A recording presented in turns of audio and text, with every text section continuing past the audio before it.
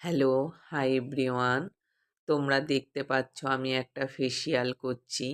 আর গলা দেখলে তোমরা বুঝতে পারবে যে মুখে কতটা ট্যান ছিল। মুখের ট্যান অনেকটাই রিমুভ হয়ে গেছে। গলার ট্যানটা এখনও রিমুভ হয়নি।